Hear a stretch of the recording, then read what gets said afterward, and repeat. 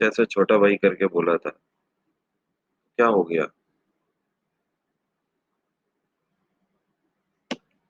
चलिए, एक सवाल का आंसर करिए। आप में से कौन बता सकता है,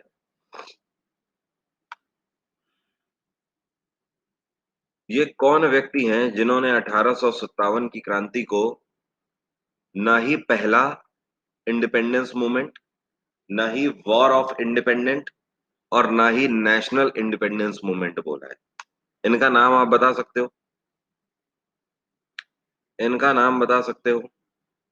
वीर सावरकर। ओके, और कोई बताएगा?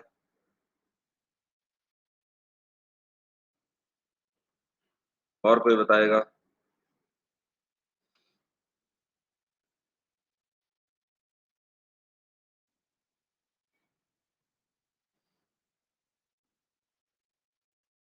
भाई जल्दी से। वीडी सावरकर। आंसर नहीं आ पाएगा, इसका मतलब स्वराज का आंसर सही है। स्वराज का आंसर सही है, सभी लोग ध्यान रखना। ये है आरसी मजूमदार। आरसी मजूमदार, इन्होंने कहा है, neither it was first nor national nor the war of independence. 1857 कुछ भी नहीं था इनके हिसाब से। एक और क्वेश्चन का आंसर करिए। जो ये साइमन कमीशन आया था, जो मैंने आपको कल पढ़ाया था, कितने सदस्य थे इसमें? किसने, कितने सदस्य थे? जी हाँ, 7 सदस्य थे।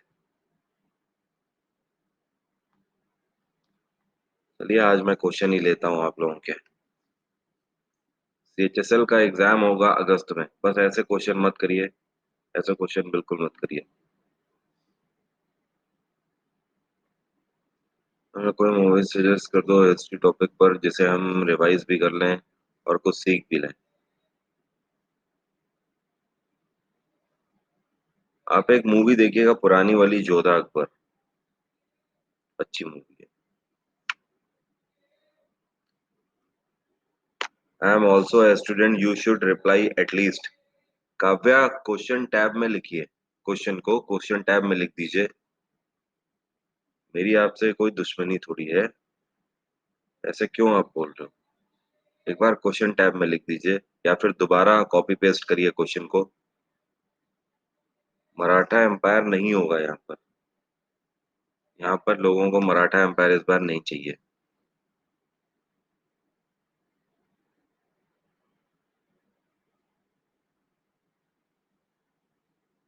आपका प्रश्न मैं ले लूंगा।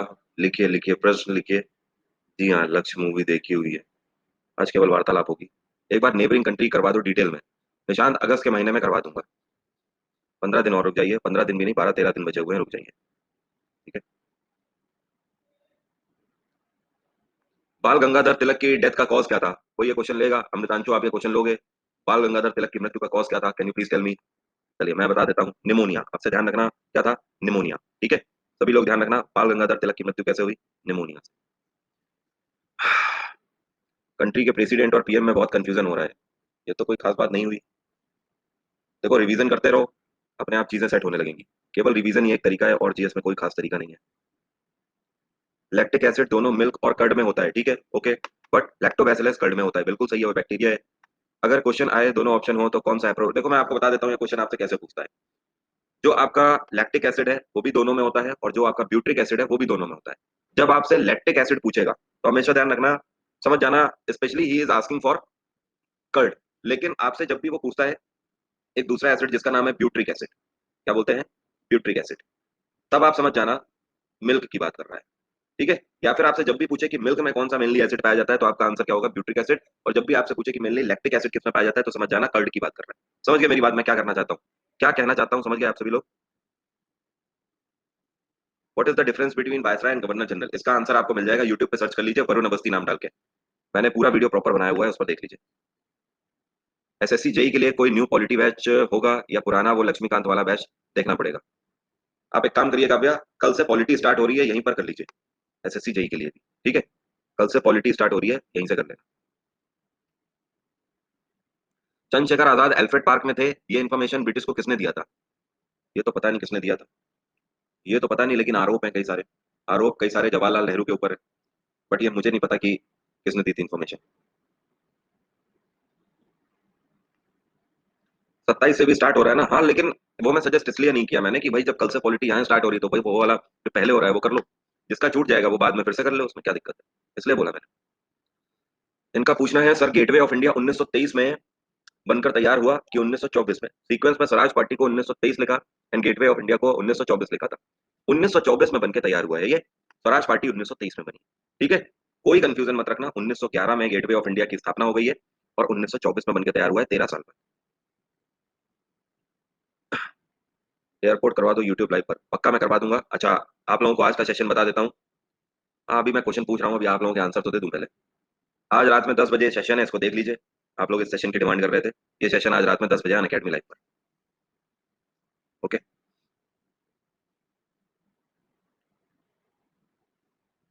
कहना है मराठा करा दो। हाँ यार, मराठा कर लो ना आज, मराठा कर लो ना, बहुत सारे स्टूडेंट तो करना ही चाहते थे। अब तो हिस्ट्री खत्म हो गई है ना, मराठा कर लो, एक बार रिवीजन हो जाएगा। अच्छा, ओवरव्यू करा दूं, हल्का हल्का सा ओवरव्यू करा दूं।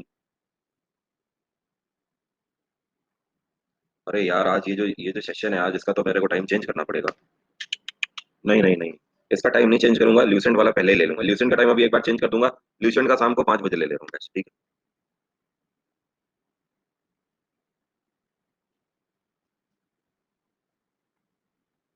मराठा करवा देता हूँ यार, कई लोगों को करना है, रुक जाइए।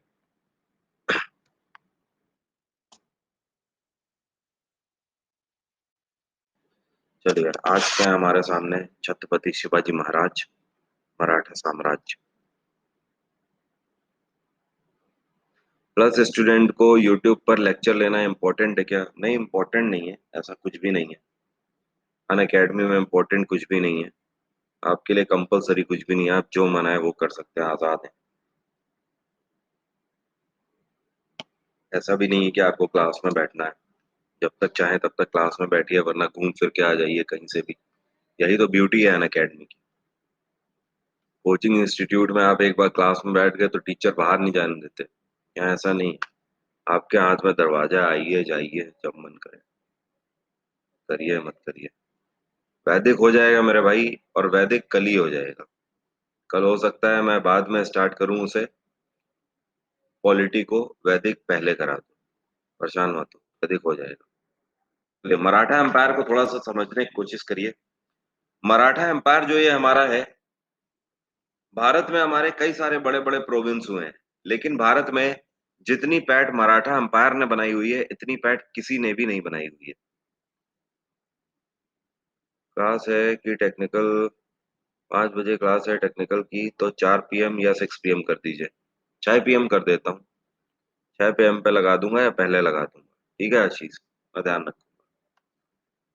देखो, हुए तो कई सारी आपकी टेरिटरीज, इसको थोड़ा समझने की कोशिश करो उस टाइम पर। ये देखिए, यहाँ पर ये वाला जो हिस्सा है, ये अवध कहलाता था। यहाँ पर अवध के नवाब शासन किया करते थे। यहाँ पर बंगाल के नवाब शासन किया करते थे, ये बंगाल के नवाब का रीजन था। यहाँ पर ये वाला नीचे वाला हिस्सा हैदराबाद था, जिसके ऊपर हैदराबाद का निजाम शासन कर रहा था। इसके बाद ये नीचे देखिए पर्पल कलर वाला, ये आपका मैसूर है। यहाँ पर मैसूर के शासक थे, वाडियार डायनेस्टी में ही टीपू सुल्तान, हैदर अली, इनके इनके पिताश्री, ये सब यहीं पर शासन करते रहे हैं मैसूर में। नीचे त्रावणकोर तक, त्रावणकोर के लिए ऑलरेडी लड़ाई चला करती थी, यहाँ पर भी डायनेस्टी हुआ करती थी। ऊपर यहाँ पर आप देखिए, ये सिंध प्रोविंस अलग था, मुल्तान अलग था, लाहौर अलग था। इसके अलावा अगर यहाँ की बात करें, तो ये वाला पूरा एरिया, ये अफगानिस्तान वाला पूरा एरिया उस टाइम पर किसके अंडर में था? दुर्रानी अंपायर के अंडर में था। किसके अंडर में? दुर्रानी अंपायर। दुर्रानी अंपायर से आपको याद आ गया होगा यहाँ का शासक कौन था। यहाँ का शासक था मोहम्मद शाह अब्दाली। कौन था? मोहम्मद शाह अब्दाली। 1761 का बैटल ऑफ पानीपत थर्ड, जिसने मराठाओं से लड़ा था। वो दुर्रानी अंपायर का शासक था। लेकिन इसके बीचों बीच ये जितना भी आप केसरिया ध्वज देख रहे हो, ये पूरा केसरिया वाला एरिया किसका है? मराठा साम्राज्य का। नाउ यू कैन इमेजिन कि मराठाओं ने पूरे हिंदुस्तान में शासन किया है। ऐसा क्यों बोलते हैं? इसीलिए बोलते हैं क्योंकि ये आपको मैप बता रहा है।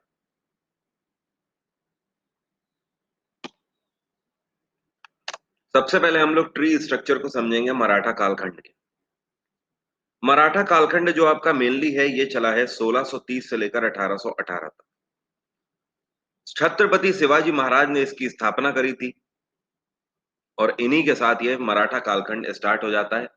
1630 से लेकर 80 तक छत्रपति शिवाजी महाराज, उसके बाद संभाजी महाराज 1680 से 87, उसके बाद राजा राम महाराज 87 से लेकर 1700, इसके बाद 1700 से 1710 तक यीशु महाराज, और यीशु महाराज के बाद 1710 से लेकर 20 तक बालाजी विश्वनाथ। बालाजी विश्वनाथ से एक्चुअली जो मराठा कालखंड होता है वो हमें पढ़ने की जरूरत पड़ती है। बालाजी विश्वनाथ से अब ट्री स्ट्रक्चर थोड़ा सा मेनली आपको जानने की जरूरत है। इससे पहले का जो ट्री स्ट्रक्चर है वहां से तो कतई क्वेश्चन नहीं बनते, क्योंकि शिवाजी को पढ़ना एक अलग बात है और मराठा एम्पायर को पढ़ना एक अलग बात है। दोनों अलग अलग चीज है। शिवाजी का अपना एक कालखंड है जो कि अपने आप में एक बहुत बड़ी हिस्ट्री रखता है, लेकिन शिवाजी के अलावा मराठा साम्राज्य का अपना कालखंड है जो कि जिसकी अपना इतिहास है। शिवाजी के अलावा जो बाकी का मराठा कालखंड है ये बेसिकली पूरे तरीके से एसोसिएटेड है ब्रिटिश एम्पायर से। पूरे तरीके से एसोसिएटेड है। यहाँ पर पूरी आपको पैठ देखने को मिलेगी ब्रिटिश एम्पायर की। ब्रिटिश एम्पायर हर टाइम यहाँ पर खलल देता रहेगा, देता रहेगा, देता रहेगा, जिसकी वजह से मराठा साम्राज्य अपने फुल ग्लोरी पर होते हुए भी धीमे धीमे धीमे धीमे फॉलन पर आएगा और एक स्थिति इतनी गंभीर पैदा हो जाएगी कि मराठा साम्राज्य खत्म हो जाएगा। तो शुरुआत जो हमें करनी है, हमें भी कहां से करनी है? बालाजी विश्वनाथ भट्ट से शुरुआत करनी है। अब यहां पर हम लोग बात करेंगे उनकी जिन्होंने यहां पर शासन किया है। हालांकि पहले ट्री स्ट्रक्चर को समझ लेते हैं। बालाजी विश्वनाथ और बालाजी विश्वनाथ के बाद इनके बेटे बाजीराव फर्स्ट। जी हाँ, ये बाजीराव फर्स्ट यही हैं जिनके ऊपर मूवी बनी थी, चीते की चाल और बाज की नजर। इनकी दो वाइफ थी। इनकी जो पहली वाइफ ये है काशीबाई, ठीक है, और इनकी एक दूसरी वाइफ जो है मस्तानी बाई। सबसे पहले समझ लेते हैं कि यहाँ पर मस्तानी बाई से इनको एक बेटा था। जो मस्तानी बाई से बेटा हुआ इसका नाम था शमशेर बहादुर, और शमशेर बहादुर का जो बेटा हुआ ये था अली बहादुर। यहाँ पर आपको ध्यान ये रखना है कि जो ये आपका मस्तानी बाई वाला स्ट्रक्चर है इधर का, ये जो स्ट्रक्चर है ये स्ट्रक्चर कभी भी शासन नहीं करेगा मराठा साम्राज्य में, क्योंकि मस्तानी बाई को मराठा साम्राज्य ने इनके मरते दम तक कभी भी अपनाया नहीं था। क्योंकि एक ये मुसलमान थी और मराठा साम्राज्य मराठाओं का ब्राह्मण परिवार था। इन्होंने मरते दम तक पेशवा को भी अपनाने से, पेशवा से भी अपना बैर मान लिया था मस्तानी बाई की वजह से। तो ये मस्तानी को क्यों अपनाएंगे, जाहिर सी बात है।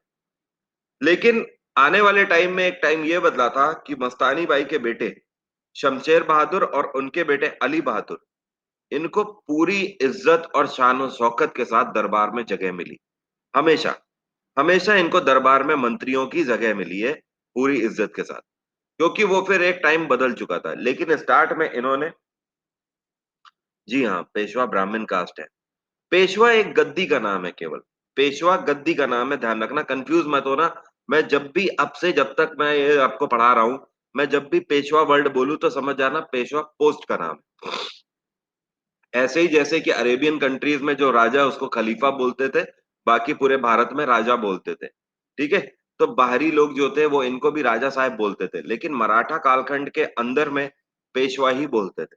पेशवा का मतलब वही इस टाइम पर रूल कर रहा है। ओके, आज ये पेशवा है तो कल को वो पेशवा हो गए। तो पेशवा एक ही होता था जो राज करता था, जो गद्दी पर बैठेगा।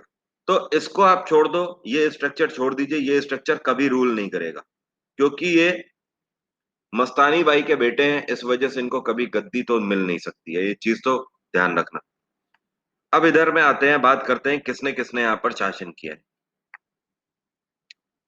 सर, क्षत्रिय को हटाकर ब्राह्मण कैसे किंग बने? अच्छा, क्षत्रियों को हटाकर ब्राह्मण कैसे किंग बने, ये मिथ परशुराम ने खत्म कर दिया था। परशुराम ने जब परसा उठाकर क्षत्रियों का विनाश कर दिया था, उसी दिन से ये जो एक हिरारकी है, जो मोनोपोली है, खत्म हो गई थी। कि ब्राह्मण सिर्फ और सिर्फ ज्ञान बांटने के लिए है। और मेरा भी इसी में विश्वास है कि ब्राह्मण सिर्फ ज्ञान बांटने के लिए है, ऐसा कहीं नहीं लिखा हुआ है। ओके। या फिर ब्राह्मण गोश्त नहीं खा सकते, ऐसा कहाँ लिखा हुआ है? ऐसा कहीं नहीं लिखा हुआ है।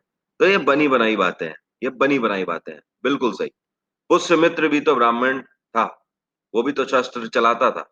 ओके। तो ऐसा मैं नहीं मानता हूं। अगर ऐसा मानते हो तो फिर ये भी फिर मान लो कि शूद्र तो कभी राजा नहीं बन सकता, तो फिर चंद्रगुप्त मौर्य कैसे राजा बन गया?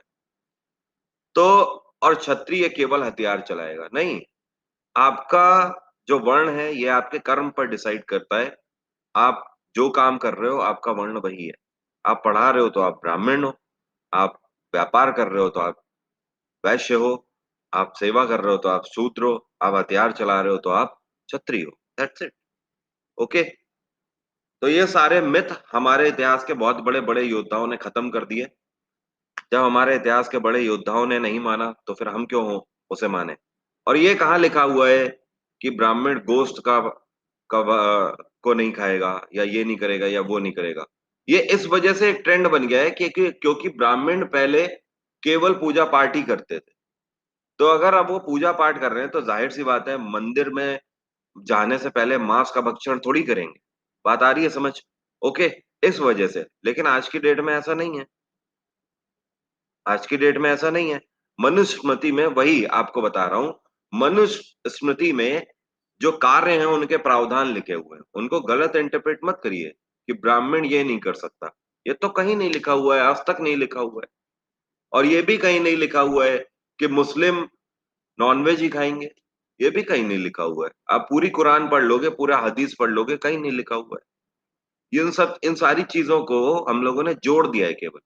ये हमारे बड़े बूढ़े हमें बना गए हैं और हम बनते चले आए हैं। लेकिन अब नहीं बनेंगे। अब राजा का बेटा राजा ही नहीं होगा। राजा वही होगा जो काबिल होगा। समझे? वही वाली बात। चलिए आगे बढ़ते हैं। सबसे पहले बालाजी विश्वनाथ यहाँ पर पेशवा की पोस्ट पर आए। मैं उन्हें मार्क कर रहा हूं जो कि पेशवा की पोस्ट पर बैठे हैं। बालाजी विश्वनाथ के बाद बाजीराव फर्स्ट पोस्ट पर बैठे पेशवा की। इसके बाद देखो इनके दो बेटे थे। एक इनका बेटा बालाजी बाजीराव और दूसरा बेटा रघुनाथ राव। इन्हीं को रघुनाथ राघोवा भी बोलते थे। ठीक है। वो लैंग्वेज ऐसी है इस वजह से बोलते थे, कंफ्यूज ना होना। बालाजी बाजीराव भी गद्दी पर बैठेंगे। माधव राव भी गद्दी पर बैठेंगे। नारायण राव भी गद्दी पर बैठेंगे। जब नारायण राव गद्दी पर बैठेंगे तो इनके चाचा रघुनाथ राघोवा इनको कत्ल कर देंगे और इनके चाचा गद्दी पर बैठ जाएंगे। इनके चाचा जब गद्दी पर बैठेंगे तो इनका विद्रोह हो जाएगा। बात आई समझ? जब इनका विद्रोह हो जाएगा रघुनाथ राघोवा का, तो नारायण राव के बेटे माधव राव सेकंड गद्दी पर बैठेंगे। इसके बाद बाजीराव सेकंड गद्दी पर बैठेंगे और उसके बाद नाना साहिब गद्दी पर बैठेंगे। समझ आ गई बात? जितने मैंने रेड मार्क कर दिए हैं ये सारे पेशवा बनेंगे। अब आप देखोगे वन बाई वन। अब इधर में समझो ये बालाजी विश्वनाथ के बेटे सिर्फ बाजीराव फर्स्ट ही नहीं थे। बालाजी विश्वनाथ के चार बेटे थे। बाजीराव के अलावा बाजीराव सबसे बड़े थे। दूसरे नंबर के चिमना जी अप्पा थे। तीसरे थे आपके बीऊबाई और चौथे थे अनूबाई। माफ करिएगा, चार बच्चे थे। ठीक है। लड़कियां। इनसे तो कोई मतलब ही नहीं है, इनको तो छोड़ दीजिए। ठीक है। ये है चिमना जी अप्पा। चिमना जी अप्पा और इनका बेटा उसके बाद कौन आएगा? सदाशिव राव। ये है सदाशिव राव। ये है सदाशिव राव। ठीक है। जिनसे बैटल ऑफ पानीपत थर्ड हुआ था, जिनके ऊपर अभी नई मूवी आई थी। ठीक है। अर्जुन कपूर ने जो प्ले किया था रोल, यही है वो सदाशिव राव। ठीक है। ये चिमना जी अप्पा के बेटे हैं।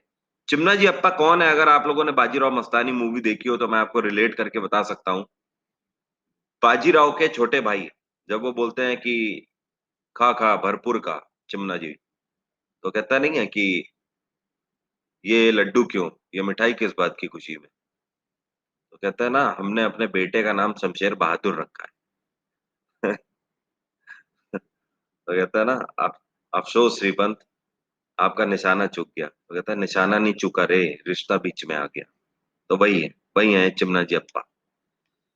अब देखो यहाँ पर जितना भी कलेश होता है ना, और ये जो सारी चीजें होती हैं वो मस्तानी बाई की वजह से होती हैं, अदरवाइज कलेश वाली यहाँ पर कोई बात नहीं होती, इन सब में एकता होती है। लेकिन धीमे धीमे जो मराठा कालखंड जो ढहा था, ये सब सिर्फ और सिर्फ ब्रिटिशर्स की उस अप्रोच की वजह से, और जो पेशवा थे या जो मराठा साम्राज्य में जितने भी शासक हुए थे वो धीमे धीमे आपस में लड़ने लगे थे। मराठा साम्राज्य ये जो आपको इतना बड़ा दिख रहा है, पूरा केसरिया बना दिख रहा है भारत के ऊपर, मैप में भी आपको दिख रहा है, इसको ढहाना इतना आसान नहीं था। ये केवल ढहा है तो हमारी अपनी गलतियों की वजह से, हमारे अपने ही आपस में लड़ने लगे थे। ओके। यहां पर मराठा साम्राज्य का पूरा क्रेडिट इसके फॉलन का जाता है मराठा साम्राज्य के अपने ही शासकों को। धीमे धीमे करके यहाँ पर पेशवा की गद्दी के लिए लड़ाई होने लगती है और हम सब आपस में ही लड़ने लगते हैं। इसी वजह से मराठा साम्राज्य आपका ढह जाता है। यहाँ पर हम लोग इस हिरार्की में बात करेंगे, सबसे पहले बात करेंगे पेशवा बालाजी विश्वनाथ। पेशवा बालाजी विश्वनाथ, कहीं पर लिखा रहता है 1710 से 20 तक इन्होंने शासन किया है, कहीं पे लिखा रहता है 1713 से लेकर 20 तक शासन किया है। हालांकि ये इंपॉर्टेंट नहीं है, समझने वाली बात यह है कि जो मुगल एम्परर उस टाइम पे फर्रुख सियार था, इनके टाइम पे Farrukh Siyar wanted to get down Sayyid brothers. ये अफगानी शासक उस टाइम पर थे सैयद ब्रदर्स, जो कि मुगलिया सल्तनत के फर्रुख सियार को डाउन करना चाहते थे उसकी पोस्ट से, और मुगलिया तख्त पर आ जाना चाहते थे। ध्यान रहे, अब मुगलिया तख्त उतना ज्यादा इंपॉर्टेंस नहीं रख रहा है इस टाइम पर 1700 में, जितना पहले कभी रखा करता था अकबर और औरंगजेब के टाइम पीरियड पे। अब मुगलिया सल्तनत का फॉलन चल रहा था, अब मराठा साम्राज्य पूरे भारत में मराठा साम्राज्य का परचम लहरा रहा था। अब वो बात नहीं रह गई थी मुगलिया सल्तनत में, इसी वजह से कोई भी अदना सा आके बाहर से ये ख्वाब लेकर चला आता था कि मुगलिया सल्तनत को डाउन करो और खुद तख्त पर आ जाओ। अब कोई भी एक ख्वाब देख लेता था कि मुगलिया सल्तनत को गिरा सकते हैं, लेकिन अभी भी इतना आसान नहीं था। मुगलिया सल्तनत की जड़ें अभी भी काफी मजबूत थी। अगर इतना आसान होता तो मराठा साम्राज्य ही सबसे पहले मुगलिया सल्तनत को खत्म कर देता। इतना आसान नहीं था। लेकिन हाँ, मराठा साम्राज्य ने जब तक शासन किया है तब तक मुगलिया सल्तनत को अपने अंगूठे के नीचे ही रखकर किया है। हमेशा शय पर ही रखा है मुगलिया सल्तनत को। इतना उन्होंने आगे तक भी किया हुआ है। हालांकि फिर बाद में इनका जो फॉलन है वो अगर स्टार्ट हो गया था, अगर ये स्टार्ट ना होता तो मुगलिया सल्तनत को भी ये कन्क्वेस्ट कर लेते हैं। लेकिन कोई भी बाहरी आकर डिस्टर्ब तो कर ही देता था मुगलिया सल्तनत को। उसी में से एक थे सैयद ब्रदर्स। सैयद ब्रदर्स उस टाइम पर मुगलिया सल्तनत को डाउन करना चाहते थे। इस केस में फर्रुख सियार ने, मुगल एम्परर फर्रुख सियार ने बालाजी विश्वनाथ से मदद मांगी थी, और बालाजी विश्वनाथ और फर्रुख सियार के बीच में 1719 को एक ट्रीटी होती है, मतलब एक समझौता होता है, एक पैक्ट साइन होता है, जिसके तहत बालाजी विश्वनाथ फर्रुख सियार की प्रोटेक्शन की उसे कमिटमेंट देते हैं कि हम मुगलिया सल्तनत को प्रोटेक्ट करेंगे। फर्रुख सियार ठीक है, लेकिन इसके बदले में मुगलिया सल्तनत की 6 प्रोविंसेस दक्षिण के मांग लेते हैं। ये 6 प्रोविंस दक्षिण के वही मुगलिया सल्तनत के हैं, ये यहाँ के महाराष्ट्र के नीचे के, जिनको आप यहाँ पर देख सकते हो। ये देखिए, ये नीचे के 6 प्रोविंस जो हैं दक्षिण के, ये ले लेते हैं कौन? बालाजी विश्वनाथ बदले में मुगल एम्परर से, फर्रुख सियार से, कि हम आपको प्रोटेक्शन तो देंगे लेकिन इसके बदले में दक्षिण के जितने भी प्रोविंस हैं ये सब हमें दे दो। इतनी धन दौलत का क्या करोगे, ये सब हमें दे दो। फाइनली यहां पर हो जाता है। इस ट्रीटी को मराठा, ये अकेली ऐसी ट्रीटी है जो कि हाईलाइटेड ट्रीटी है, इसको मराठा और मुगल ट्रीटी के नाम से जाना जाता है। अब देखो यहाँ पर कमिटमेंट हो गया, इसके बाद बालाजी विश्वनाथ 1720 में गद्दी से उतर जाते हैं और नया पेशवा मिल जाता है मराठा एम्पायर को। सबसे ज्यादा इफेक्टिव पेशवा यही रहे हैं पूरे मराठा एम्पायर के। इनका टेन्योर काफी कम रहा है, लेकिन केवल 20 साल के टेन्योर में 1720 से लेकर 40 तक। ओके। का तो है,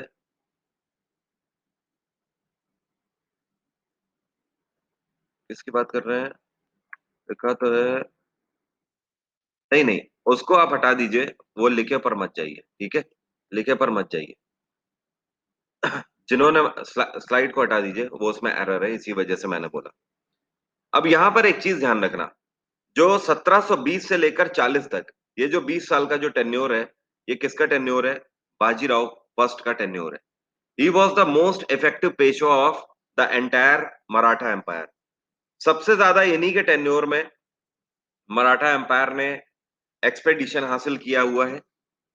बाजीराव ही वो शख्स हैं जिन्होंने केवल 20 साल के टेन्योर में 40 से ज्यादा युद्ध लड़े हुए हैं। 40 प्लस युद्ध इन्होंने लड़े हुए हैं। इन 40 से ज्यादा युद्धों में एक भी युद्ध ये नहीं हारे हुए हैं। साथ में इनके टेन्योर से जो आपको एक चीज ध्यान रखनी है, वो आपको पहली चीज तो ये ध्यान रखनी है, 1724 में इन्होंने मालवा और गुजरात दोनों को मिला लिया था मराठा एम्पायर में। मालवा आपका ये कहाँ पड़ता है? मालवा आज की डेट में, सर लास्ट स्लाइड प्लीज बताइए। लास्ट स्लाइड में आ गया, मैं कह रहा हूं यहां पर सैयद ब्रदर से छुटकारा पाना चाहता था फर्रुख सियार। ठीक है, तो फर्रुख सियार ने यहां पर मदद मांगी थी पेशवा बालाजी विश्वनाथ से। पेशवा बालाजी विश्वनाथ ने ये जो ट्रीटी इनसे साइन करी थी, इसके एवज में इनसे दक्षिण के 6 प्रोविंस ले लिए थे और इसके एवज में मुगलिया सल्तनत को यहां पर प्रोटेक्शन देने की यहां पर बात कही थी। लेकिन ये कमिटमेंट आगे नहीं चलेगा कि क्योंकि पेशवा बालाजी विश्वनाथ की मृत्यु हो गई है, अब ये कमिटमेंट आगे नहीं चलेगा। भाई साहब एक चीज ध्यान रखिए, सैयद ब्रदर्स ये कहां से आ जाएंगे और साउथ में इतने 6 प्रोविंस इनको कहां से मिल जाएंगे?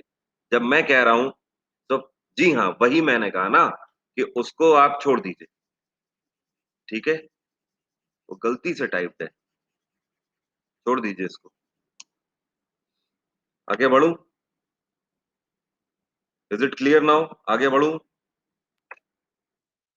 यहाँ पर पहली चीज आपको ध्यान रखना है, मध्य प्रदेश में वही जो मालवा प्लेटू है, ये मध्य प्रदेश का ही भाग है मालवा, और साथ में गुजरात, इन दोनों को इन्होंने 1724 में मराठा साम्राज्य में मिलाया। ये एक बहुत बड़ी जीत थी मराठा एम्पायर के लिए। इसकी वजह से वो गुजरात वाला पूरा एरिया और ऊपर मध्य प्रदेश का पूरा एरिया मराठा एम्पायर में मिल जाता है। इसके बाद इन्होंने 1728 में हैदराबाद के निजाम से भी ट्रीटी करी थी। हैदराबाद के निजाम से ट्रीटी करने का मतलब ये नहीं था कि पूरे हैदराबाद को मराठा साम्राज्य में मिला लिया गया था। हैदराबाद के निजाम से ट्रीटी करने का मेन मकसद ये था कि आप इस वाले मैप को देखो। ये जो निजाम है, यहाँ पर ये निजाम है, निजाम से ये पैक्ट साइन हुआ था कि जब भी हम ऊपर की तरफ बढ़ेंगे, ठीक है, तो आपको किसी का भी साथ नहीं देना है, आपको शांत बैठना है। यहाँ पर बात आई समझ? आपको ना ही मैसूर का साथ देना है। अगर कल को मैसूर हम पर आक्रमण करने वाला है, या फिर मैसूर अगर कल को हमारे ऊपर आक्रमण करेगा, तो मैसूर केवल आप ही की मदद से आक्रमण कर पाएगा। बात आ रही है समझ? क्योंकि इनको पता था कि मैसूर अगर हमारे ऊपर आक्रमण करेगा तो निजाम की मदद से कर सकता है। निजाम को शांत करा दो, ना ही मैसूर हम पर आक्रमण कर पाएगा और नीचे त्रावणकोर भी हम पर आक्रमण नहीं कर पाएगा। त्रावणकोर में इस टाइम पर ध्यान रखिएगा किसका शासन चल रहा है? त्रावणकोर में ब्रिटिशर्स का शासन चल रहा है, ध्यान रखिएगा। किसका? ब्रिटिशर्स। धीमे धीमे ब्रिटिशर्स ये नीचे से ऊपर मैसूर भी कंक्वेस्ट करेंगे और हैदराबाद को भी कंक्वेस्ट कर लेंगे। वो एक अलग की बात है, आगे चल के ये करेंगे। लेकिन इन्होंने, आप लोगों ने मूवी में भी देखा होगा, ये ट्रीटी दिखाई गई है, तो इसी को निजाम ट्रीटी बोलते हैं, मराठा एंड निजाम ट्रीटी, जो कि 1728 में हुई थी। इन्होंने हैदराबाद के निजाम के साथ ये ट्रीटी साइन करी थी कि हम अभी चाहें तो अभी कंक्वेस्ट कर सकते हैं पूरे हैदराबाद को, लेकिन हम करेंगे नहीं, आप हमारे अच्छे पड़ोसियों की तरह रहें। लेकिन हमें आपसे वादा ये चाहिए कि नीचे के दक्षिण के जितने भी एरियाज हैं, वहां पर आप किसी की मदद नहीं करोगे, ना ही आप त्रावणकोर की मदद करोगे और ना ही आप मैसूर की मदद करोगे। आप केवल शांत बैठोगे जब जब भी मैं कहीं पर भी अटैक करूंगा।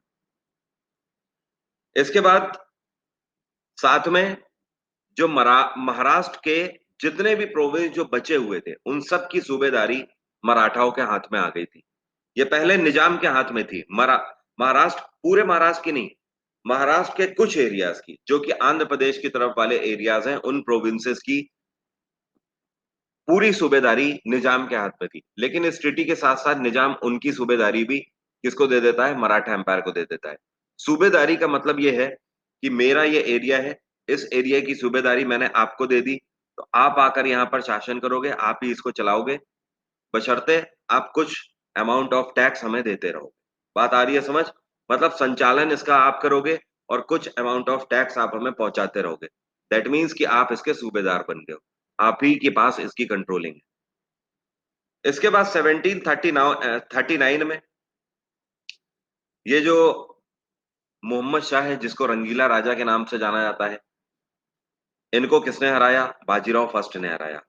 अब देखो यहां पर होता क्या है, बाजीराव फर्स्ट ने तब तक ही मुगलिया सल्तनत को प्रोटेक्शन दी है जब तक फर्रुख सियार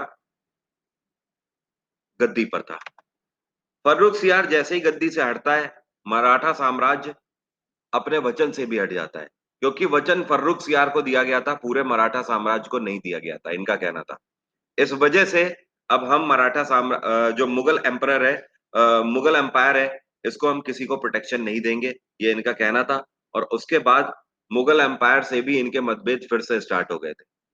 मुगल एम्परर मोहम्मद शाह को इन्होंने 1739 में हराया था। ये इनका दूसरों से किया हुआ आखिरी बैटल था। 1740 में उसके बाद इनकी मृत्यु हो जाती है।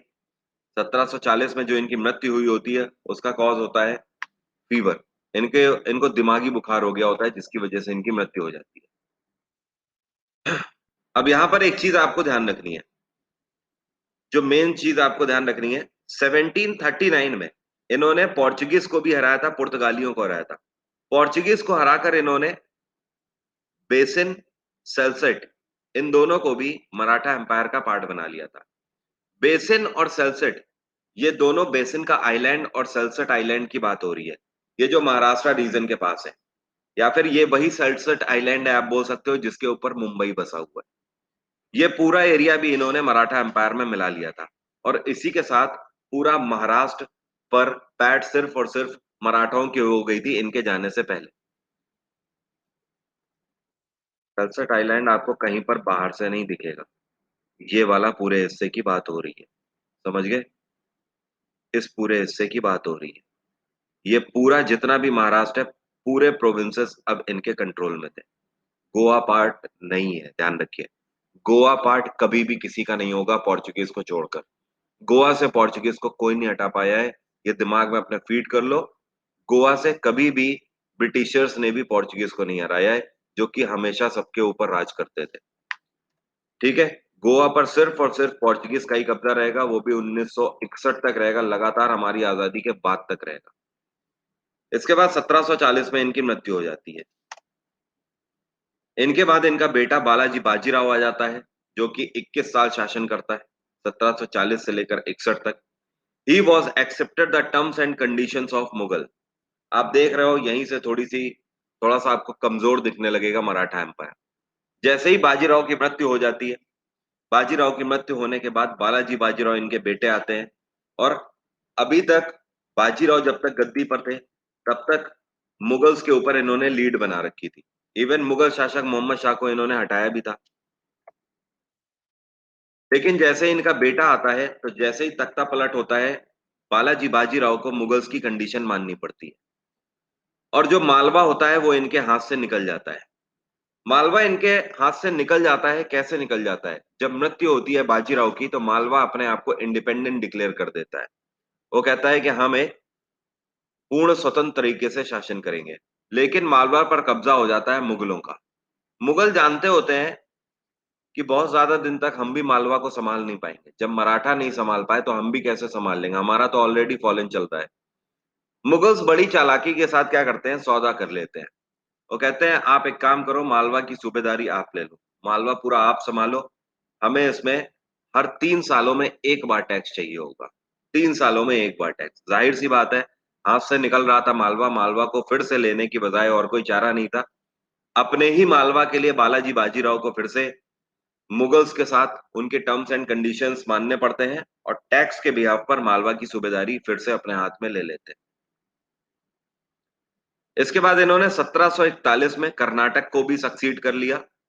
1759 में अहमदनगर को सक्सीड कर लिया। ये वही अहमदनगर है जिसको अकबर ने भी एक टाइम पर जीता था 1601 में।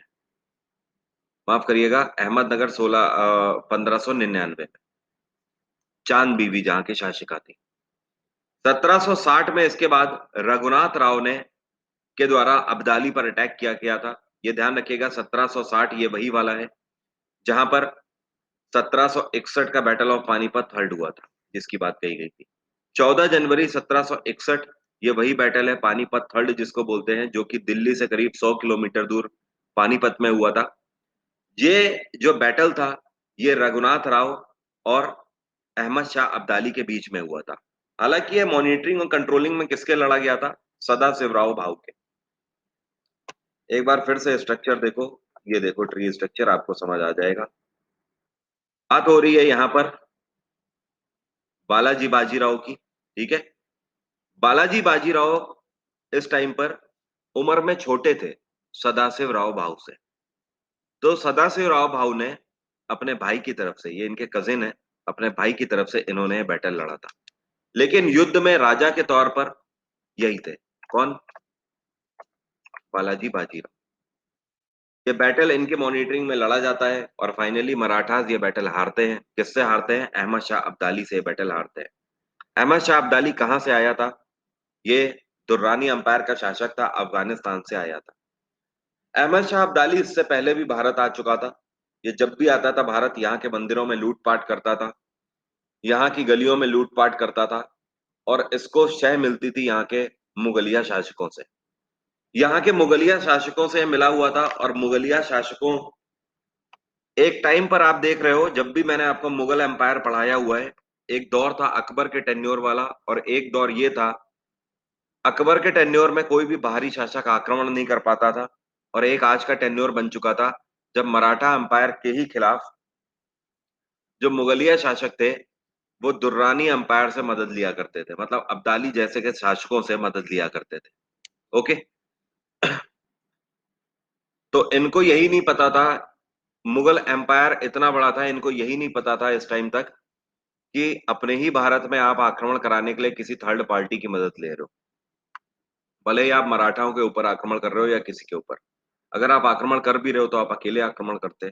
लेकिन नहीं, it's all about politics on that time also. Ahmad Shah Abdali के बारे में थोड़ा सा जान लीजिए। अहमद शाह अब्दाली दुर्रानी अंपायर से बिलोंग करता था। इसी को अहमद खान अब्दाली के नाम से भी जाना जाता है। इसने दुर्रानी अंपायर की स्थापना करी थी। कहां पर? अफगानिस्तान में। आज की डेट में इसे अफगानिस्तान बोलते हैं। द प्राइमरी ऑब्जेक्ट ऑफ इस invasion was to plunder India's wealth. इसका हमेशा से जो प्राइमरी ऑब्जेक्ट रहा है कि भारत में अटैक क्यों किया जाए, वो सिर्फ और सिर्फ यही रहा है कि भारत की वेल्थ को ज्यादा से ज्यादा लूटा जा सके, भारत को ज्यादा से ज्यादा प्रोविंसेस में कंगाल किया जा सके, लूट के यहाँ से जितना ज्यादा से ज्यादा हो सके वो पैसा ले जाया जा सके, और वहां दुर्रानी अंपायर में ये पैसा लगाया जा सके, उसको समृद्ध बनाया जा सके। At that time was known for its wealth, like Mohammad Mohammad of Ghor, उसी तरीके से जिस तरीके से मोहम्मद गोरी कभी आता था। The object of his invasion was to establish political hegemony in India, as he was quite familiar with the weak Mughal administration of Delhi. मुगलिया शासकों को इसकी जरूरत पड़ती रहती थी मराठाओं से खुद को बचाने के लिए, और इसको मुगलिया सल्तनत की शय पर यहाँ पर लूटपाट की इजाजत मिल जाती थी। दोनों का ही अपना मिला जुला समीकरण था, जिसकी वजह से अहमद शाह अब्दाली कई बार भारत आया है और लूटपाट करके जा पाया। Both objectives were met through the raids. ये सारी चीजें हुआ करती थी किसके द्वारा? रेड्स की के द्वारा। इसके द्वारा अचानक से भारत में रेड होना, जगह जगह पर रेड हुआ करती थी, और रेड के साथ साथ काफी सारे मॉन्यूमेंट्स को डिस्ट्रॉय किया जाता था और यहाँ की वेल्थ को लूटा जाता था, जिसके लिए ये जाना जाता है। अब आगे यहाँ पर बात करते हैं 1761 का युद्ध, जब मराठा हार जाते हैं। इसके बाद मराठाओं की इस हार के साथ मराठा एम्पायर काफी ज्यादा वीक हो जाता है। देन उसके बाद गद्दी पर आते हैं इनके बेटे माधवराव फर्स्ट।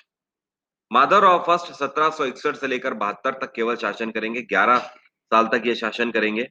बड़ा ही कम टाइम पीरियड तक ये इन्होंने शासन किया है। यहाँ पर 16 साल की उम्र पर ये पेशवा बन गए थे। 1762 में इन्होंने निजाम को हराया। अब देखो यहाँ पर होता क्या है कि निजाम को अभी तक दबा रखा होता है एक शय के द्वारा, कब से? बाजीराव फर्स्ट के द्वारा। लेकिन अब निजाम भी अपना सर उठाने लगता है मराठा साम्राज्य की तरफ। तो इनके टेन्योर में मराठाओं और निजाम के बीच में बैटल होता है, जिसमें माधवराव फर्स्ट के द्वारा निजाम को हरा दिया जाता है।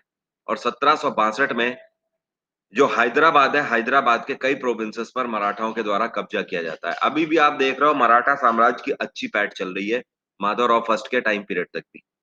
1764, 67, 71 और 72 ये 4 साल बड़े ही कम इतिहास के पन्नों में दर्ज हैं। अदरवाइज ये बहुत कम लोगों को पता रहता है। लोग बोलते हैं हैदर अली किसी से हारा ही नहीं। हैदर अली जो कि मैसूर का शासक था, ये मराठाओं से 1-2 बार नहीं पूरे 4 बार हारा हुआ है। ये चीज ध्यान रखना आप। 1772 में, लेकिन ध्यान रखना ये जो लड़ाई थी, ये लड़ाई वर्चस्व की लड़ाई थी, ये लड़ाई स्टेट की लड़ाई नहीं थी। मराठाओं ने दक्षिण में कभी भी रिलेशन खराब करने की नहीं सोची है, ना ही मैसूर से और ना ही निजाम से। निजाम ने जब जब सर उठाया है तो निजाम को चुप करा दिया है, लेकिन निजाम के ऊपर कभी अटैक करके हैदराबाद को लूटने की कोशिश नहीं करी मराठाओं ने। ना ही हैदराबाद को अपने प्रोविंस में मिलाने की कोशिश करी। इसी तरीके से मैसूर को भी देखते थे, क्योंकि इनके दिमाग में एक चीज थी कि मैसूर हो कुछ भी, आज की डेट में हैदर अली वहां का शासक है, लेकिन it is also a part of Vijayanagar empire. कभी ना कभी ये विजयनगर साम्राज्य का पार्ट हुआ करता था। मैं आपको पढ़ाता हूँ ना विजयनगर साम्राज्य, एंशियंट डायनेस्टी में, वहां पर आपको बताता हूँ ना, विजयनगर साम्राज्य की 4 डायनेस्टीज के बाद वहां पर मैसूर का भी शासन स्टार्ट हो गया था। तो जो मराठास थे, ये हमेशा रूट लवर थे, हमेशा अपनी रूट्स को हमेशा जानते थे और उनसे प्यार करने वाले थे। मराठास रूट्स को समझते बहुत अच्छे से थे, और वो ये जानते थे कि मैसूर की रूट्स क्या है। मैसूर की रूट विजयनगर एम्पायर है। वो ये जानते थे आज की डेट में भले ही हैदर अली बोले कि हमारा विजयनगर साम्राज्य से कोई रिश्ता नहीं है, लेकिन हैदर अली एक्चुअली है तो किसका किसका कमांडर है? वाडियार डायनेस्टी का ही तो कमांडर है। ये इनको पता था। इस वजह से कभी भी इन्होंने मैसूर को भी मिलाने की कोशिश नहीं करी, या मैसूर को भी अपने साम्राज्य में मिलाने की कोशिश नहीं करी। उसका पूरे तरीके से अस्तित्व खत्म करने की जरूरत नहीं पड़ी। लेकिन ये जो हैदर अली था, हैदर अली ने मराठाओं के ऊपर पैठ बनाने की जब जब कोशिश करी तो मराठाओं ने मुंह तोड़ जवाब दिया। अपनी रक्षा भी तो करेंगे ना, तुम्हें बचाने के लिए खुद को तो लुटवा नहीं देंगे, जाहिर सी बात है। इसी तर्ज पर 64, 67, 71 और 72 ये 4 साल बैटल हुए थे, और ये चारों साल हैदर अली ये बैटल हारा था। इसके बाद 1772 में महदजी सिंधिया ने मुगलों की मदद करी। ये महदजी सिंधिया कौन थे? महदजी सिंधिया मराठा एम्पायर के ही एक शासक थे, एक व्यापारी थे। इन्होंने ये जाकर मुगलों से मिल गए थे। अभी आपने देखा था कांग्रेस में जो ज्योतिरादित्य सिंधिया है, इनके साम्राज्य के ऊपर, या आप बोल सकते हो ये ज्योतिरादित्य सिंधिया इसी सिंधिया डायनेस्टी से बिलोंग करते हैं, ठीक है। ये इन्हीं के पूर्वज हैं। तो लोग उस टाइम पर बोल रहे थे ना कि ये तो शुरुआत से ही दल बदलू रहे हैं, इसी वजह से बोलते थे। कुछ लोग तो इनको गद्दार भी बोल रहे थे। तो ये इसी वजह से, क्योंकि उस टाइम पर महदजी सिंधिया ने मराठाओं का साथ छोड़कर मराठा साम्राज्य की ही खा रहे थे। जिस थाली में खा रहे थे उसी थाली में इन्होंने छेद किया था। इन्होंने मुगलों की मदद करी और उसके एवज में मानिकपुर की सूबेदारी ले ली मुगलों से, और 40 लाख रुपए उस टाइम पर मुगलों से सौदा किया था, मुगलों की मदद करने की वजह से। और गद्दारी करी थी इन्होंने मराठा साम्राज्य के साथ। महादजी सिंधिया है कौन, इनके बारे में जान लो। Mahadji Scindia also spelled as Mahadji Scindia, इन्हीं को सिंधिया के नाम से भी जाना जाता है, कुछ लोग सिंधिया भी बोलते हैं। वॉज अ मराठा स्टेट्समैन, मराठाओं के ही शासक थे। और कहां के शासक थे? ग्वालियर का ये कार्यभार संभाला करते थे, मध्य प्रदेश का उस टाइम पर। मराठाओं की एक खास बात थी, पेशवा की गद्दी हमेशा कहां लगा करती थी? पुणे में। मतलब पेशवा कहां बैठते थे? पुणे में। जैसे कि हमारा प्रधानमंत्री कहां बैठता है? नई दिल्ली में। कोई भी हमारा प्रधानमंत्री होगा वो बैठेगा कहां? नई दिल्ली में, एसोसिएटेड है। उसी तरीके से इनका जो पेशवा हुआ करता था वो कहां बैठेगा? पुणे में बैठता था। और पुणे में बैठकर पूरे हिंदुस्तान में जितना भी मराठा साम्राज्य होता था उसको संभालता था। मराठाओं की खास बात थी कि हर एक लोकेशन पर इन्होंने अपने कई सारे स्टेट्समैन बैठा रखे थे। जैसे ग्वालियर की जिम्मेदारी सिंधिया को दे रखी थी, महाराष्ट्र के कई रीजन की जिम्मेदारी गायकवाड्स को दे रखी थी, होलकर्स को दे रखी थी, भोसले लोगों को दे रखी थी। तो ये जो भोसले हैं, गायकवाड़ हैं, ओके, और गायतोंडे हैं, ये सब मराठा साम्राज्य के ही हुआ करती थे फैमिलीज। मराठा साम्राज्य की आप कम्युनिटीज बोल सकते हो। जैसे ब्राह्मण में आ जाते हैं, तिवारी भी आ जाते हैं, शुक्ला भी आ जाते हैं, अवस्थी भी आ जाते हैं, मिश्रा भी आ जाते हैं, ठीक है। जैसे कि उधर क्षत्रियों में ठाकुर आ जाते हैं, चौहान आ जाते हैं, ये सब, ओके। उसी तरीके से ही was the fifth and the youngest son of Ranojirao Scindia. ये पांचवें और सबसे छोटे बेटे थे रानोजीराव सिंधिया के, and founder of Scindia dynasty. Scindia dynasty की इन्होंने शुरुआत करी थी, जो कि रानोजी राव जिन्होंने कभी सिंधिया डायनेस्टी की शुरुआत करी थी, उनके ये पांचवें और सबसे छोटे बेटे थे। कहाँ के शासक थे? ग्वालियर के। ये ज्यादा ध्यान रखना आपको जरूरी है। तो इन्होंने मुगलों के साथ मिलकर 40 लाख रुपए का सौदा किया और मानिकपुर की सूबेदारी अपने हाथ में ले ली। और साथ में इन्होंने क्या किया? इन्होंने सारी इंफॉर्मेशन, मराठाओं के अंदर की पूरी इंफॉर्मेशन किसको देना शुरू कर दिया? मुगलों को देना शुरू कर दिया। इधर में क्या हो जाता है? तख्ता पलट हो जाता है। जो ये मदर ऑफ फर्स्ट है, मदर ऑफ फर्स्ट का कत्ल हो जाता है। तो माफ करिएगा, यहाँ पर मदर ऑफ फर्स्ट के बाद इनके जो भाई हैं, यहाँ पर एक बार चार्ट में देखो, अभी शासन कौन कर रहे हैं? मदर ऑफ फर्स्ट है। मदर ऑफ फर्स्ट के बाद फिर से तख्ता पलट होता है और इनके भाई नारायण राव आ जाते हैं गद्दी पर। जब नारायण राव गद्दी पर आते हैं तो ये कुछ ही महीनों केवल शासन कर पाते हैं, मुश्किल से 6 महीने ही शासन कर पाते हैं। इनका जो चाचा होता है, यहाँ पर देखिए, इनका जो ये चाचा है, ये रघुनाथ राव, ये क्या करते हैं? ये इनके ऊपर आक्रमण कर देते हैं और इनको कत्ल कर देते हैं, सिर्फ गद्दी की वजह से। तो नारायण राव का कत्ल हो जाता है और इनको कत्ल कौन करते हैं? इनको कत्ल कर देते हैं रघुनाथ राव, इनके चाचा, और ये गद्दी पर बैठ जाते हैं। लेकिन रघुनाथ राव को पूरा मराठा साम्राज्य पेशवा मानने से इनकार कर देता है। ये 1773 में गद्दी पर बैठते हैं और 1773 में ही 2 ही 3 महीने केवल गद्दी पर बैठ पाते हैं। माफ करिएगा, 1 सेकंड रुकिए, 1 मिनट का टाइम दीजिए, मैं चार्जिंग पे लगा के ऑनलाइन आ रहा हूँ, रुकिए। आवाज क्लियर है सभी को? वॉइस क्लियर है? सो ये जब गद्दी पर आते हैं तो इनको हर कोई मराठा का पेशवा मानने से इनकार कर देता है। किसको? रघुनाथ राघवा को, मतलब इनके अंकल, किसके? नारायण राव के। तो नारायण राव के चाचा गद्दी पर तो बैठते हैं लेकिन इनको कोई भी पेशवा नहीं मानता। रिजल्टेंट, इनको गद्दी से हटना पड़ता है, लगातार इनका विरोध होता है और नारायण राव के जो बेटे हैं, जो माधव राव सेकंड है, इन्हीं को नया पेशवा बनाया जाता है, जिनके पिता का कत्ल हुआ था। यहाँ पर देखो, नारायण राव को मारकर इनके चाचा गद्दी पर आ जाते हैं, रघुनाथ राव। जब इनको पेशवा नहीं माना जाता है तो जाहिर सी बात है, नारायण राव के बेटे माधव राव सेकंड आते हैं गद्दी पर। ठीक है, इसके बाद आगे आते हैं।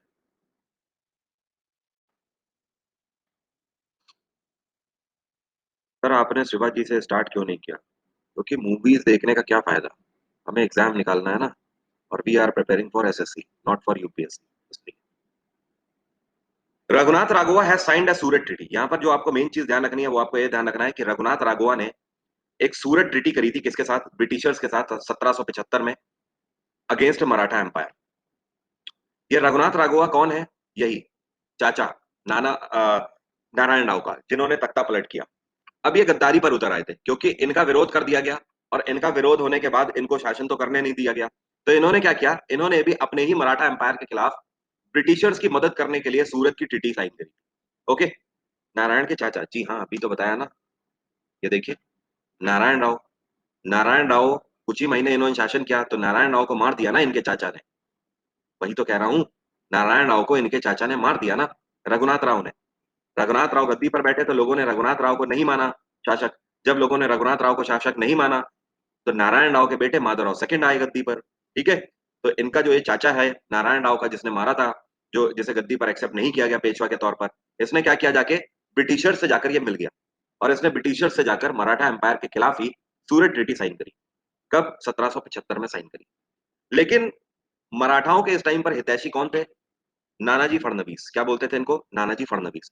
नानाजी फडणवीस शासन नहीं कर रहे थे, नानाजी फडणवीस शासन करवा रहे थे। किसको? माधवराव सेकंड को। नानाजी फडणवीस ये सारी चीजें देख रहे होते हैं और वो क्या करते हैं?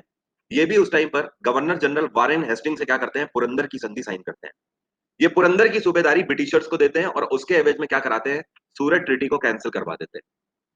मतलब इनका कहना होता है ब्रिटिशर से कि आप हमारे साथ पुरंदर की संधि कर लो। रघुनाथ राघवा, जो ये, हाँ, रघुनाथ राघवा तो वैसे भी पेशवा नहीं है, ये आपको उतना पैसा नहीं दे पाएंगे जितना पैसा हम आपको देंगे। हम आपको उससे कहीं ज्यादा टैक्स देंगे, लेकिन आपको एक काम करना होगा, आपको सूरत ट्रीटी कैंसिल करनी है, आप उनके साथ सारे रिश्ते खत्म कर दो। इस तरीके से नानाजी फडणवीस ने मराठा एम्पायर को उस टाइम पर बचाया था और सूरत ट्रीटी को फेल करवा दिया था, जो कि इन्होंने करी थी। ओके, अब यहां पर बात आती है माधवराव नारायण। माधवराव नारायण यही माधव सेकंड है, कंफ्यूज मत होना। अभी जिनके बारे में बात कर रहे थे माधवराव सेकंड, ये वही है। माधवराव नारायण भी इन्हीं को क्यों बोलते हैं? क्योंकि नारायण राव के बेटे थे। जैसे सचिन अपने नाम क्या के सचिन रमेश तेंदुलकर लिखते हैं ना, पिता का नाम, बस वैसे ही लिखा हुआ है माधवराव नारायण। 1774 से लेकर 96 तक इन्होंने शासन किया हुआ है। इनको शासन कराने वाले कौन है? ये इनके हितैषी कौन? Nanaji Phadnavis. During this period Madhavrao Narayan ruled with the pure help of Nanaji Phadnavis. इनके पूरे काल को बचाया है और मराठा साम्राज्य पर छत्र छाया अपनी बनाकर रखी है किसने? नानाजी फडणवीस ने। इन 1796 इनकी मृत्यु हो जाती है माधवराव नारायण की। जब इनकी मृत्यु हो जाती है तो बाजीराव सेकंड गद्दी पर आते हैं। अब बाजीराव सेकंड कौन है? बाजीराव सेकंड किसके बेटे हैं? उन्हीं गद्दार के बेटे जिन्होंने मार दिया था नारायण राव को। कौन? रघुनाथ राघवा के बेटे हैं। एक बार फिर से देखो, पीछे आओ, ये देखो, इनकी भी अब मृत्यु हो गई है, तो इनकी मृत्यु के बाद रघुनाथ राघवा के बेटे बाजीराव सेकंड आ गए गद्दी पर। समझ गए? ओके, कोई दिक्कत तो नहीं? रिलेट कर पा रहे हो ना? जब बाजीराव सेकंड गद्दी पर आ जाते हैं तो ये 1796 से लेकर 1818 तक शासन करते हैं।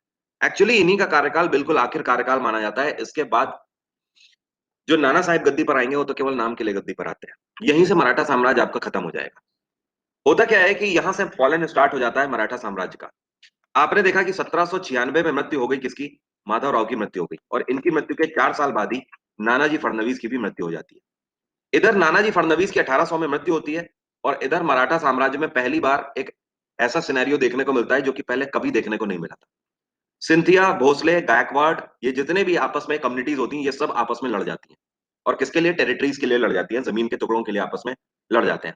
एक्चुअली ये सब एक दिन में नहीं हुआ होता है, इसके पीछे पूरा क्रेडिट था ब्रिटिशर्स को। ब्रिटिश हुकूमत ही इनको लड़वा रही थी। ब्रिटिश हुकूमत ही बार बार इनसे मिलके कई सारी छोटी बड़ी ट्रीटीज के साथ एक दूसरे के बारे में जहर उगला करती थी। वो तो आपके बारे में ये सोच रहे थे, वो तो आपके ऊपर अटैक करना चाहते हैं। ये सारी चीजें करते करते करते करते नानाजी फडणवीस ने बैलेंस बनाकर रखा था, और जैसे ही नानाजी फडणवीस की मृत्यु हुई, ये सब आपस में लड़ गए। जब ये सब आपस में लड़ गए तो यहां पर एक सबसे बड़ा डर, या फिर आप बोल सकते हो खतरा, मंडराने लगा था तख्ता पलट के ऊपर। जैसे मुगलों में तख्ता पलट अब हो जाया करता था कभी भी, और जैसे दिल्ली सल्तनत में कभी भी किसी को कोई मार के तख्ता पलट कर देता था, वही यहां पर भी हो सकता था। अब मराठा साम्राज्य में सिंधिया, भोसले, गायकवाड़, ये सब गद्दी के इतने भूखे हो गए थे कि कोई भी कभी भी पुणे में आकर तख्ता पलट कर सकता था। कोई भी अपने पेशवा बाजीराव सेकंड को मार भी सकता था। इस डर की वजह से, और ये डर बाजीराव के अंदर पैदा किसने किया? ब्रिटिशर्स ने।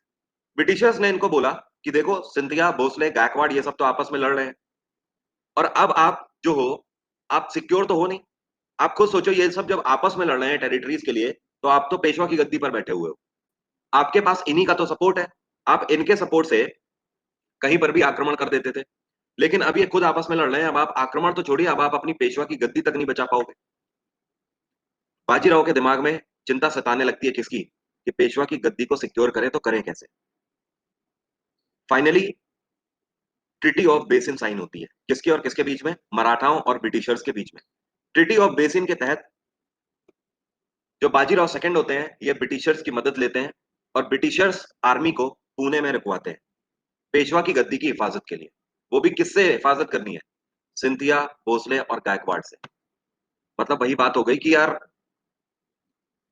पिताजी अपने बड़े बेटे से रक्षा के लिए बोले छोटे बेटे को लगा लें। बात आ रही है समझ? मतलब अपने से ही रक्षा करने के लिए, या फिर ऐसा मान लो कि अपने बेटों से ही रक्षा के लिए किसी बाहरी व्यक्ति को बुला लें। वही हालत हो गई।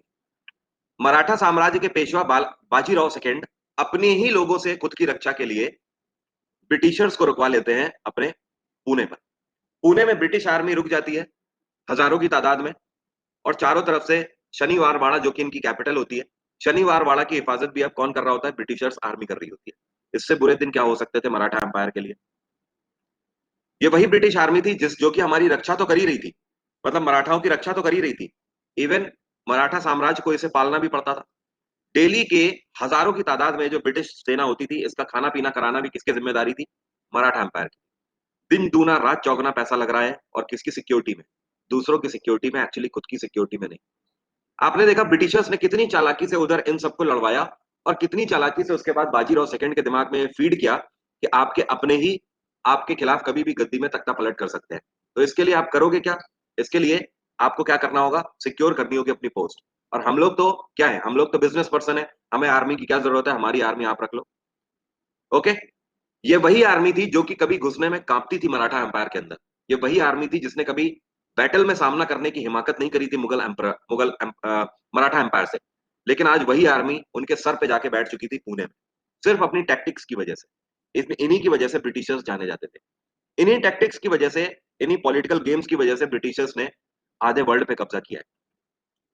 Scindia, Bhonsle and Gaekwad oppose Bajirao second. उस टाइम पर सिंधिया, भोसले या गायकवाड़ कम्युनिटी ने बाजीराव सेकंड की खिलाफत करी थी कि आपको ये नहीं करना चाहिए। लेकिन अगर ये बाजीराव उस टाइम पर इन सभी कम्युनिटी की सुन लेते, बाजीराव सेकंड, तो जाहिर सी बात है ब्रिटिशर्स के मंसूबे कामयाब ना होते। लेकिन लॉर्ड वेलेस्ली ने ऐसा नहीं हुआ होने दिया। लॉर्ड वेलेस्ली ने इन सबको उलझा कर रखा।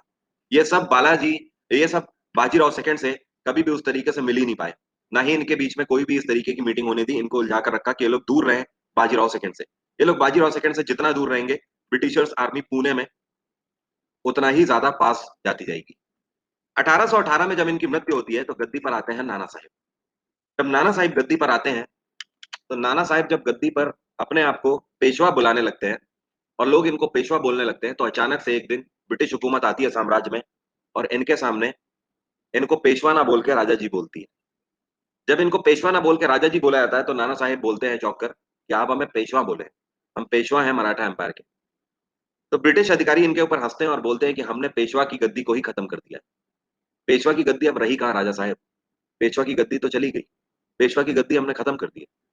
और ना पेशवा की जब गद्दी है, तो आपकी पावर भी नहीं रही, क्योंकि हम पेशवा की गद्दी को नहीं मानते। नाना साहेब का कहना होता है, आप पेशवा की गद्दी को क्यों नहीं मानते?